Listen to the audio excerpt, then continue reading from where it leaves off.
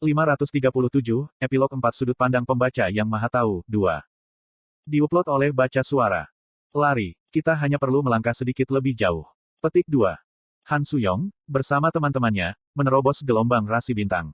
Tabut itu menyebar puing-puing saat dihancurkan, dan mengungkapkan dinding akhir dengan penuh kemuliaan di kejauhan. Rahmat Fabel besar sedang menyelimuti para sahabat seolah-olah melindungi mereka.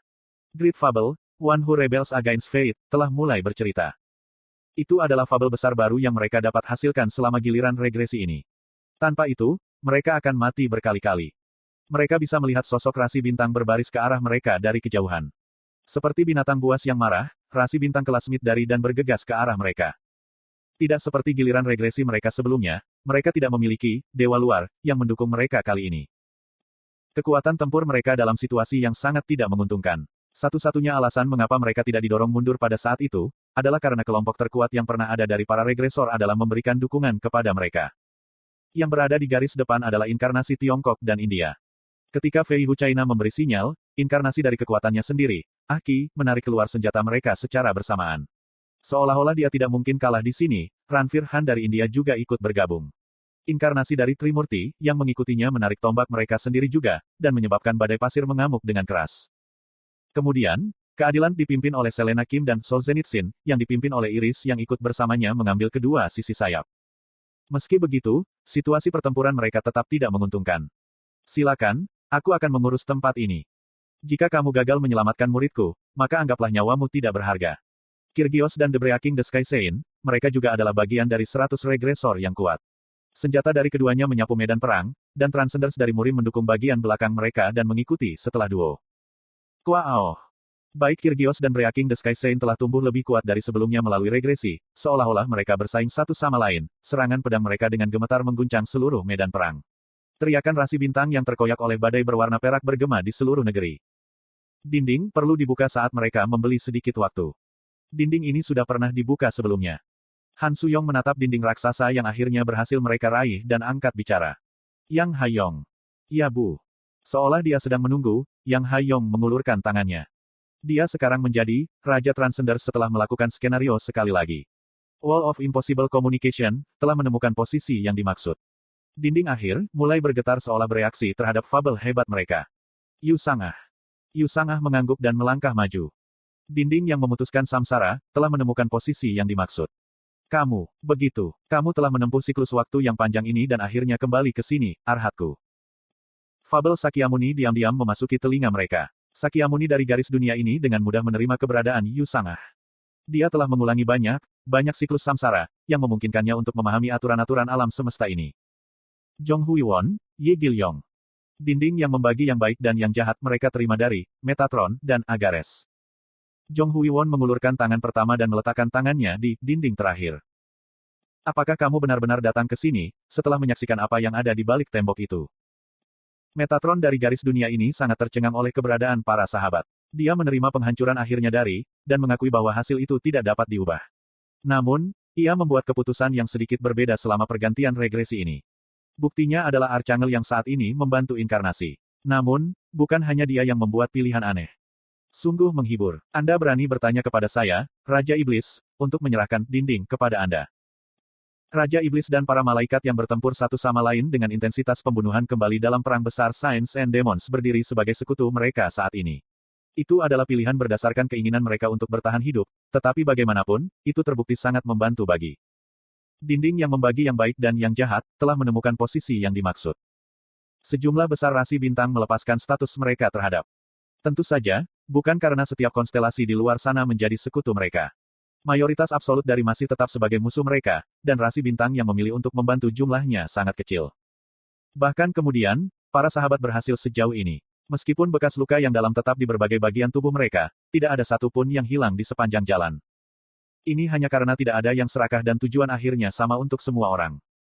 Han Suyong memandang Yi Hyun Seong yang terakhir. Punggung pria kekar itu membawa Kim Dok-ja berwajah pucat. Lebih khusus, bukan Kim Dok-ja tetapi avatar yang ditinggalkannya. Dia menatapnya dan berbicara, bantu kami, Kim Dok-ja. Namun, pria ini juga pasti Kim Dok-ja. Sama seperti bagaimana pergantian 1863 Han Suyong pasti, Han Suyong. Aku yang lain mungkin tidak ingin ini terjadi. Kisah ini telah berakhir saat itu. Petik 2. Kim Dokja tergagap. Dia datang untuk menerima bahwa dia adalah avatar Kim Dokja sekarang. Han Suyong diam-diam menatapnya, sebelum mengatakan ini. Kenapa kita tidak menanyakan itu setelah bertemu denganmu yang lain? Itu membuat senyum kecil sedih di bibir Kim Dokja. Dia memandang Han Suyong, lalu menatap wajah para sahabat satu persatu. Jika ini, cerita yang kamu inginkan. Tangan pucatnya kemudian menyentuh dinding terakhir. Fragmen terakhir dari dinding akhir adalah tembok keempat. Dan karena dia adalah avatar Kim Dokja, dia juga memegang bagian dari kunci itu. Cucu. Seolah-olah dunia ini tidak mengakui keberadaannya, tubuh Kim Dokja mulai gemetar goyah. Dan segera setelah itu, sebagian dinding terbuka bersama dengan suara keras yang membelah. Kim Dokja gemetaran seolah-olah dia tersengat listrik seketika. Yi Hyun Seong terus menggendongnya di belakang. Yu Jung Hyok membersihkan debu pedang iblis surgawi gelapnya. Maju, dengan kecepatan tinggi. Seiring dengan sinyalnya, para sahabat mulai berlari ke depan. Semuanya, tetaplah kuat. Tinggal sedikit lagi. Petik 2. Kami masih memiliki pil hidup dan mati yang cukup, jadi meskipun kamu hanya sedikit terluka, tolong katakan padaku segera. Suara-suara para sahabat saling mendukung. Han Suyong berlari sambil mendengarkan mereka. Ladang salju putih terang membentang di depan matanya. Surat-surat yang menumpuk seperti salju dapat dilihat di sana-sini di bidang ini. Dia menginjak surat-surat itu dan melompat. Apakah giliran 1863-nya yang menulis cerita ini dalam versi revisi? Apakah dia memikirkan tentang kisah Kim Dokja, dan epilog yang akan datang? Dia tidak tahu. Tidak peduli apa yang dia coba, dia tidak bisa mengingat bagian itu. Saat itu, sesuatu jatuh dan menempel di bulu matanya. Dia secara refleks menghapusnya, hanya untuk hal-hal seperti kepingan salju yang menodai tangannya. Gadis ini, Anda mengatakan kepada saya bahwa Anda adalah pecinta buku tanpa uang, bukan? Kepingan salju putih surat berserakan di udara. Kalimat yang pasti ada di sana, tetapi tidak bisa dilihat karena betapa murni warna mereka. Han Suyong dengan bingung menatap kalimat yang jatuh ke tangannya. Kisahmu, itu. Ini adalah kalimat Kim Dokja. Bukan sembarang orang, tetapi Kim Dokja sendiri telah menulis kesan yang sungguh-sungguh ini. Dia mencengkeram kalimat itu dengan erat. Sama seperti cahaya bintang yang didorong oleh fajar, kalimat-kalimat itu hancur di tangannya. Jangan khawatir, saya akan membacanya, bahkan jika itu lebih dari 3.000 bab. Kalimat-kalimat ini, itu adalah sesuatu yang sangat ingin ia miliki. Sayangnya, mereka bukan miliknya. Kenangan mengalir deras, emosi yang dialami dirinya yang lain. Han Suyong bisa merasakannya dengan jelas bahkan sekarang. Kebencian yang tidak tahu kemana harus pergi menyebar dalam benaknya. Di luar bidang salju ini adalah tempat Kim Dokja dapat ditemukan. Kim Dokja, yang menjadikan Kim Dokja siapa dia? Kim Dokja, yang ingat cara bertahan hidup. Kim Dokja, yang memilih kenangan dari buku yang telah ia tulis di atas kenangan hari-hari yang lebih bahagia. Sialan, brengsek. Petik 2. Novel yang ditulisnya, yang juga bukan dia. Novel itu menyelamatkan Kim Dokja, dan pada saat yang sama, itu menghancurkannya. Dan dia sekarang perlu bertanggung jawab atas kesimpulan atas tragedi yang diciptakan oleh dirinya sendiri. Saat itulah cahaya berkedip samar menampakkan dirinya dari jauh. Gugu. Dia melihat sesuatu yang sibuk bergegas ke depan di luar bidang salju yang luas ini. Para sahabat saling memandang satu sama lain sekaligus. Tidak ada satu orang pun di sini yang tidak tahu benda apa itu. Itu adalah kereta bawah tanah. Naga Chimera. Naga Chimera melolong nyaring saat dipanggil, dan terbang setelah para sahabat naik. Makhluk itu mengitari udara dan mencapai bagian belakang kereta bawah tanah dalam sekejap. Hanya sedikit yang tersisa sekarang. Selama mereka bisa menjembatani kesenjangan ini, mereka. Giah. Tiba-tiba, Naga Chimera menjerit dan kehilangan keseimbangan. Xin Yuseng yang tertegun dengan cepat melihat ke belakang hanya untuk menemukan beberapa benda menggigit ekor naga. Gur. Anjing-anjing liar besar yang menyerupai bayangan hitam pekat mulai menggigit ekor naga dan sayapnya. Makhluk-makhluk ini muncul dari portal yang terbuka di udara. Daging Chimera Dragon yang terkoyak berserakan di dalam hamparan salju putih. Mengejar abis. Mereka telah melihat makhluk-makhluk ini sebelumnya. Anjing-anjing ini dari dimensi lain menyerang, sekretif plotter, dan karakter dari belokan ke-999. Mereka adalah monster yang menakutkan yang seharusnya memburu para pengembara dari garis dunia yang melanggar probabilitas. Tapi, mengapa anjing-anjing ini menyerang mereka sekarang? Yu Jung Hyok tersentak dan berbicara. Petik 2. Sepertinya mereka menilai regresi kelompok sebagai bahaya bagi garis dunia. Sialan. Jumlah anjing yang bergegas keluar portal meningkat secara eksponensial. Mereka bahkan melihat anjing pemburu dengan tubuh masif juga. Tingkat kekuatan serangan ini benar-benar belum pernah terjadi sebelumnya. Dan disertai dengan lolongan keras yang bergema di seluruh lapangan salju, anjing-anjing itu menendang udara dan menerkam mereka secara bersamaan. Saat awan hitam anjing-anjing mendarat di sahabat. Langit sepertinya hancur bersama dengan suara keras, RUMBLE. Petir berwarna emas jatuh dan anjing-anjing diusir dengan kejam. Yu Sangha adalah orang pertama yang mengetahui siapa yang berada di balik serangan itu. Sage besar. Pelek emas bersinar dengan sangat indah. Master Rui Jingubang menyeringai dengan percaya diri. Serahkan ini padaku. Constellation, Prisoner of the Golden Headband, melepaskan statusnya. Bukan hanya sage besar saja. Beberapa telah mengikuti para sahabat ke lorong, dinding akhir, dibiarkan terbuka lebar. Ini adalah kesempatanku untuk menunjukkan kepada semua orang apa yang akan terjadi jika yang hebat ini menggunakan kedua tangannya. Konstelasi, Abyssal Black Flame Dragon, telah menghapus semua segel pada dirinya sendiri. Api bangsawan dari malaikat ditambahkan kecampuran dan dibakar di anjing. Aku mungkin tidak sekuat giliran ke-999, tapi tidak ada masalah memberimu lebih banyak waktu. Konstelasi, Hakim Setan Api, seperti membangkitkan api neraka. Api, Helvire, menari dengan cemerlang ke atas saat sayap-sayap putih murni menyebar. Dengan senyum tipis, Uril berbicara. Aku akan meninggalkan Kim Dokja di tanganmu, Hui Wonah. Menggunakan pembukaan sekilas yang diciptakan oleh Constellation, naga Chimera akhirnya berhasil menggigit bagian belakang kereta bawah tanah. Namun, eksterior yang kokoh dari kendaraan itu tidak pecah bahkan ketika taring naga menjepitnya. Menguasai. Dengan saya. Yi Jihye memegang pedang di kedua tangannya menendang punggung naga dan melompat. Dua pedang dipegang di genggamannya, pedang naga kembar Dewa Perang Maritim, dan pedang prajurit tak terkalahkan dari pendekar pedang nomor 1 Goryo. Konstelasi, pendekar pertama Goryo, melimpahkan berkahnya. Konstelasi, Dewa Perang Maritim, mendukung inkarnasinya. Hukum keempat. Pedang keempat yang memotong kekosongan. Itu adalah keterampilan yang digunakan Chok Jun Gyeong saat berperang melawan, jarak tak terlukiskan. Meskipun masih belum lengkap, Yi Jihye bisa menggunakan serangan pedang ini sampai tingkat tertentu sekarang. Mukjizat ini hanya muncul karena pelatihan neraka yang dia lalui di Isle of Reincarnators serta bakat bawaannya yang menakjubkan. Kuak. Bagian luar kereta bawah tanah yang tahan terhadap taring naga mulai menekuk sedikit demi sedikit dari serangan pedangnya yang terus-menerus. Tidak ketinggalan pembukaan itu, pedang iblis surgawi gelap Yu Jung Hyok juga bergerak. The Breaking the Sky Swordsmanship. Teknik rahasia, transmisi misteri dalam. Menembak Star Slash. Lintasan kehancuran, Dark Heavenly Demon Sword, yang digambarnya menghantam bagian belakang kereta bawah tanah. Begitu debu yang tersedak keluar dari pandangan mereka, sebuah lubang kecil muncul di bagian belakang kereta. Selesai. Semuanya, masuk. Petik 2. Para sahabat dengan cepat menyusup ke bagian dalam kereta bawah tanah. Lebih tepatnya, dengan pengecualian 2 orang. Yu Jung Hyok, di belakangmu. Gur.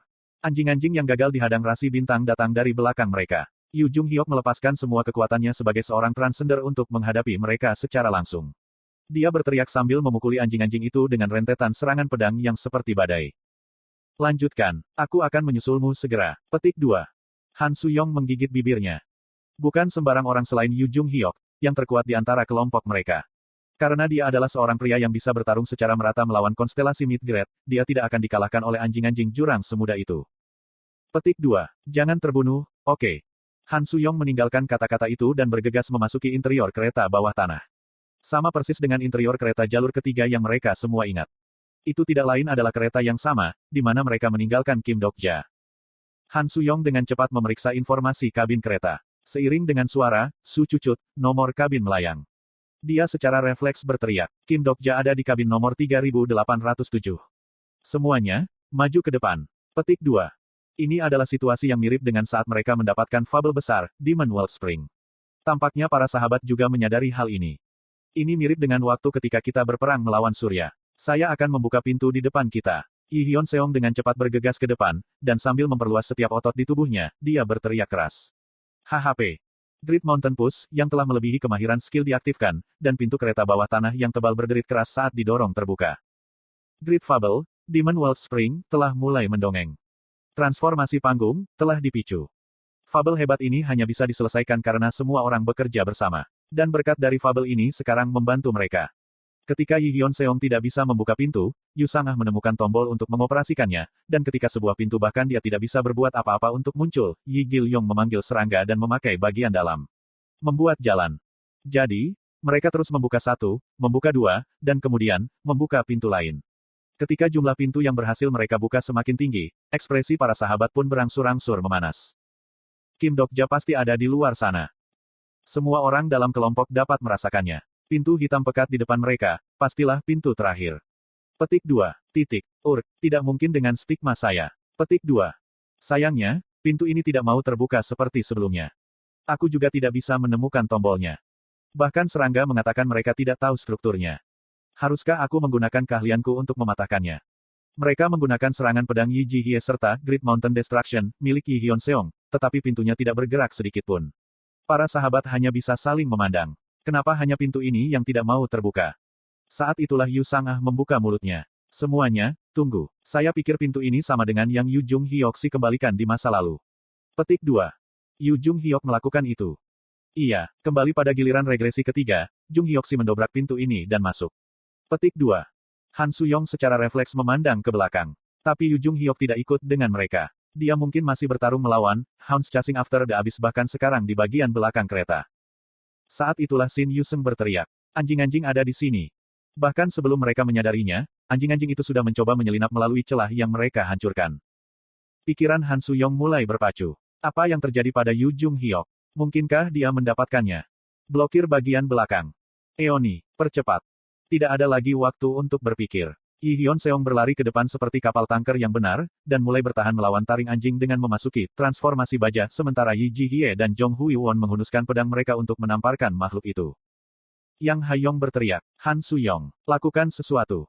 Han Suyong mendekati pintu hitam. Ketika dia meletakkan tangannya di atasnya, percikan samar mulai meledak. Dia perlahan menutup matanya. Semua kalimat itu, dalam kenyataannya, ditulis oleh tangannya. Bahkan jika itu adalah Han Suyong lainnya, versi itu masih diragukan Han Suyong. Jadi, tangan ini harus bisa membuka pintu ini juga. Cucu. Seolah-olah dia sekarang menulis ulang kalimatnya, Han Suyong mulai mengacaukan fabel dinding. Saya Yu Jung Hyok. Regresor Yu Jung Hyok adalah ciptaannya. Itu sebabnya dia harus bisa membuka pintu ini juga. Sayangnya, Han Suyong tidak tahu. Cucu. Sebuah cerita yang telah meninggalkan tangan penulis tidak lagi berada di bawah kendali penciptanya. Alam semesta, cara bertahan hidup, membanjiri kepala Han Suyong. Hal-hal yang dia tulis, dan yang tidak dia tulis. Kisah-kisah yang dia bayangkan dan yang bahkan tidak bisa dia miliki, jatuh dan berputar ke arah yang berlawanan di dalam benaknya pada saat bersamaan. Kek. Darah menetes dari mata dan mulutnya. Aliran darah terbalik, menyebabkan darahnya mengalir ke lantai kereta bawah tanah. Saat penglihatannya diwarnai merah tua, Han Suyong menoleh untuk melihat kembali ke teman-temannya. Mereka secara bertahap menyebar terpisah saat bertarung. Dan langkah kaki mereka yang tercetak di koridor kereta bawah tanah tetap ada seperti dongeng. Kamu tidak memiliki otoritas, Timpa. Dunia yang sudah selesai tepat di depan matanya. Suara teman-temannya memanggilnya tampak begitu jauh. World dunia di mana hasilnya melahap penyebabnya, dan penyebabnya melahap hasilnya. Dunia di mana semua kemungkinan ada, dan kemungkinan individu mendukung dan memelihara satu sama lain. Epik yang sempurna dan abadi di mana sebuah cerita membuat cerita sendiri. Dia melihat ke belakang, dan ruang di depannya mulai terdistorsi bersama dengan hujan bunga api. Pintu 4 sisi kereta bawah tanah perlahan mulai berputar dan menggambar lingkaran. Pintunya, yang sekarang berputar ganas, menjadi lingkaran hitam pekat. Lingkaran sempurna dan lengkap yang tidak mengizinkan semua dan semua jenis intrusi eksternal. Dia terhuyung dan menjangkau ke lingkaran ini, tetapi Han Suyong bahkan tidak bisa menyentuhnya. Lingkaran ini sekarang menyerupai pemberhentian tunggal penuh. Berhenti penuh mengumumkan bahwa cerita itu benar-benar lengkap, seperti ini. Teles 1, 2, 3. Dan perhentian penuh ini sekarang ditujukan padanya. Yeo kanen ot changete is story. Fin. Jika Anda menemukan kesalahan tautan rusak, konten non-standar, harap beritahu kami sehingga kami dapat memperbaikinya sesegera mungkin.